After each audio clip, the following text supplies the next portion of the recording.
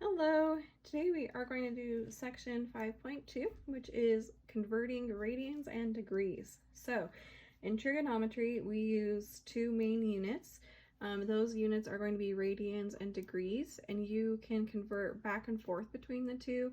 It's really similar to like how maybe in measuring you might use like feet versus meters.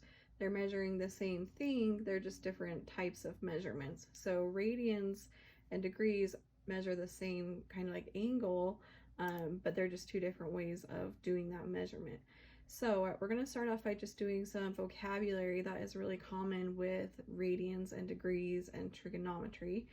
So first you need to know that an angle with its vertex in the center of the circle is called a central angle, which is kind of obvious, but we have this angle coming from the center of the circle, and that's going to be called the central angle. The intercepted arc is going to be the arc of the circle that this angle intercepts. So you can kind of see that in this picture right here. Here would be your intercepted arc created by the two sides of that angle. So a radian is the measure of the central angle. So it's just, again, kind of like measuring how we would measure in degrees. A radian also measures that angle that intercepts this arc with a length equal to the radius of the circle. So in a circle, the radius comes from the center of the circle out to the edge of the circle. That would be your radius. So what a radian is if I take that radius length and I use that same amount or that same distance on my intercepted arc so that these two lengths are the same, then this would create an angle of 1 radian. So that's kind of where the word radian comes from, is the radius. So this is 1 radius length in the intercepted arc, and that measurement of the angle would create 1 radian. So just because the definition of a circle and what we get from a radius versus a circumference, what's going to happen is you're going to get 1, 2, 3, 4, 5, 6 whole radians plus just a little teeny piece of a radian left over. So this is about 0.28 of a radian left over. So I want you guys to notice something. We know that the circumference of a circle is equal to 2 pi r. That's the formula for it, 2 times pi times the radius.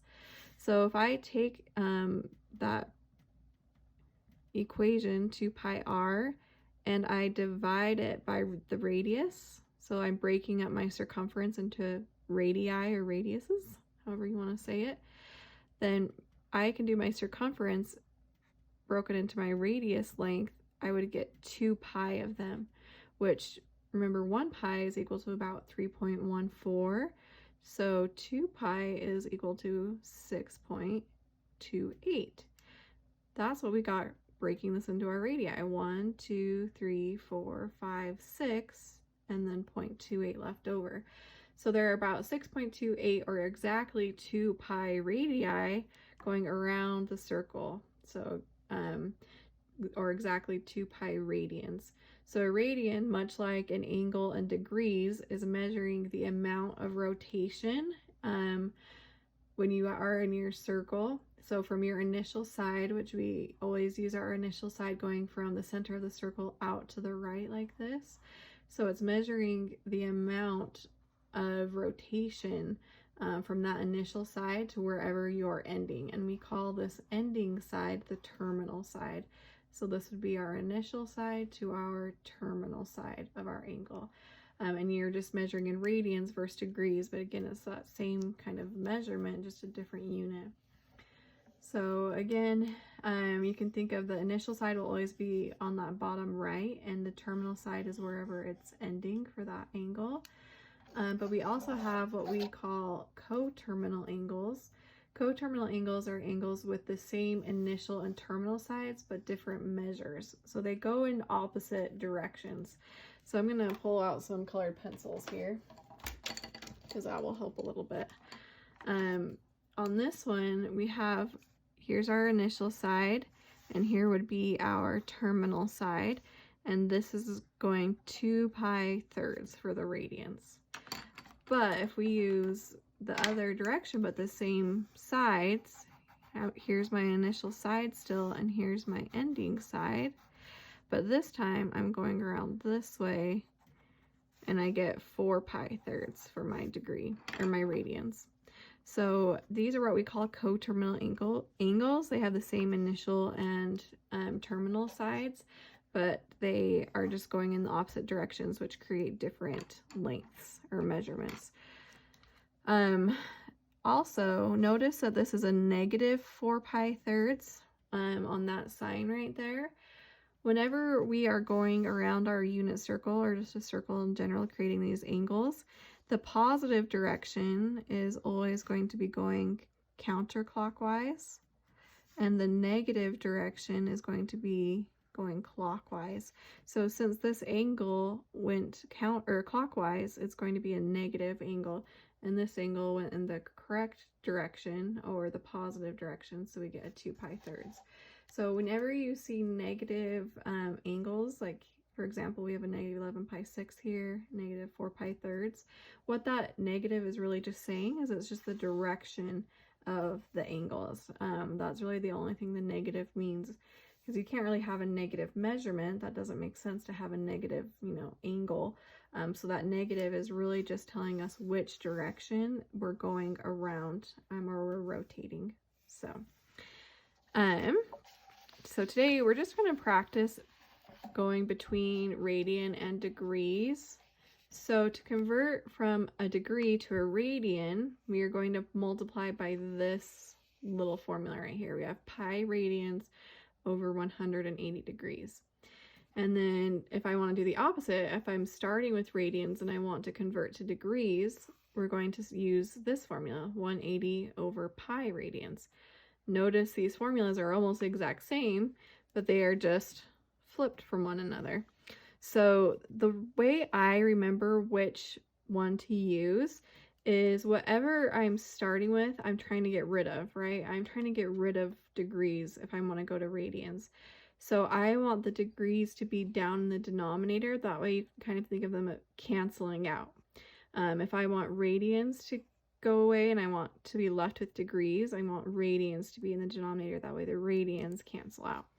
So that's kind of the way I think about it to help me keep which formula I use straight. So let's just start by going to degrees to radians first. So here's a few examples. So on this one, we're starting with 210 degrees. So if I have my little formula, I want the degrees to go away. And you can think of this as being like over a 1 if you want it to be in a fraction format. But if I want the degrees to cancel, I want them to be down in the denominator, so that way the little degrees symbols cancel with each other. So that means I want the pi radians, and that's just the unit, to be in the top. So when we start multiplying this through, we end up getting 210. The 210 doesn't go away, just the little degree symbol does. So we get 210 times pi. We just multiply straight across.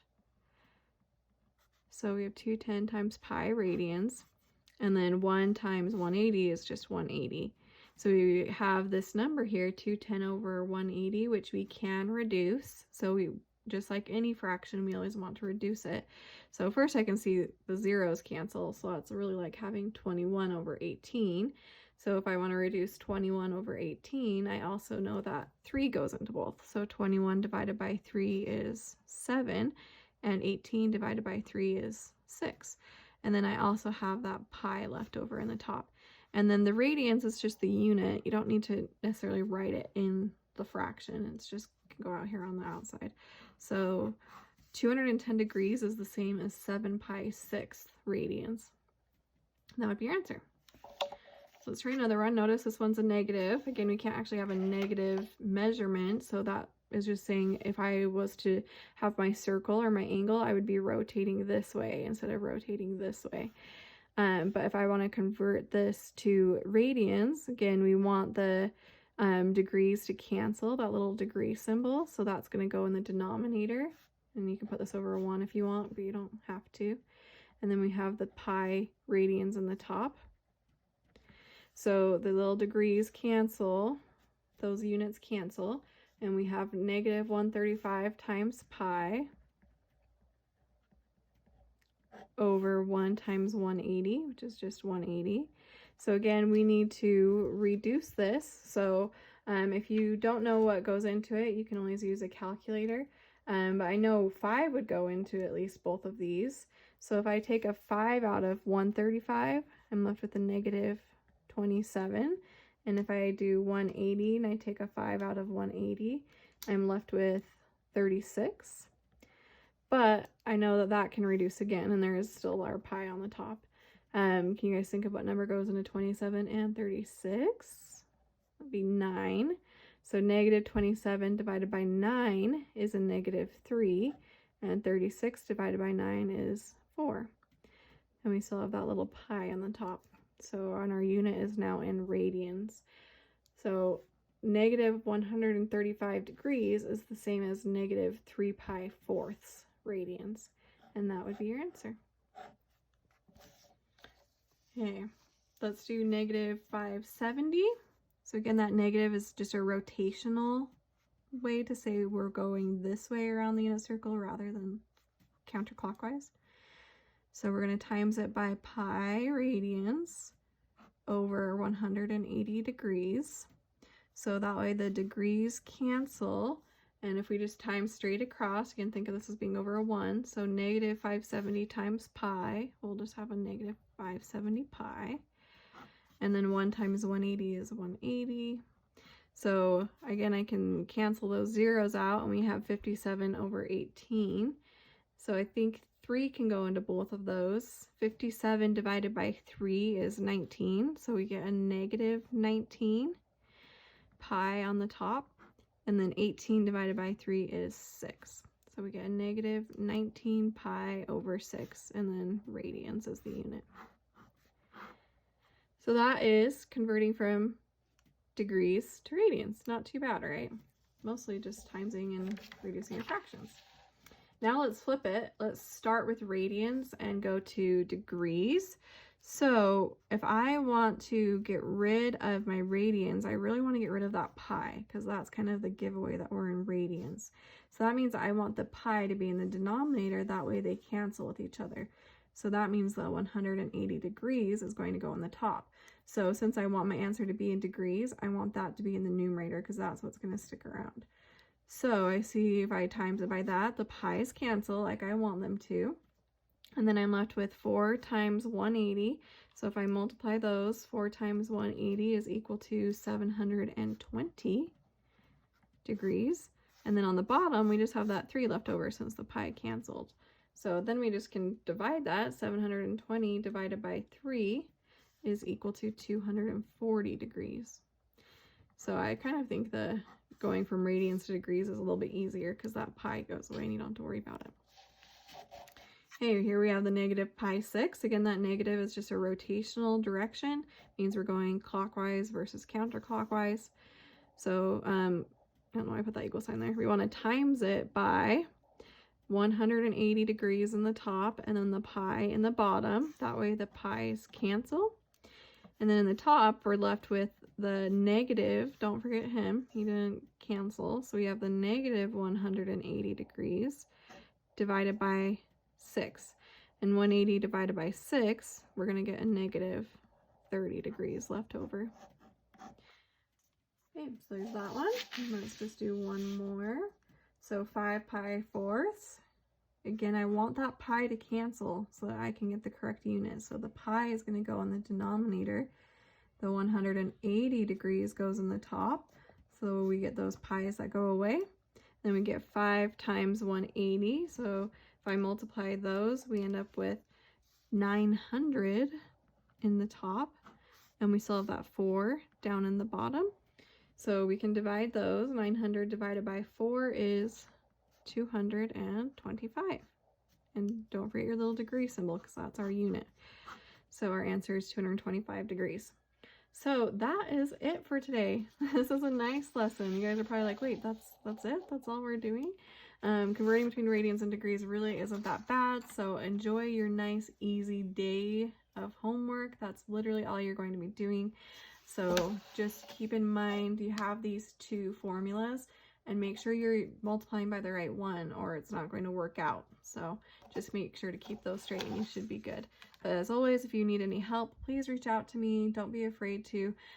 Just shoot me an email. We can get some stuff set up for you to get some help. Hope you guys are staying safe and healthy and you're having a good day, and I will talk to you later.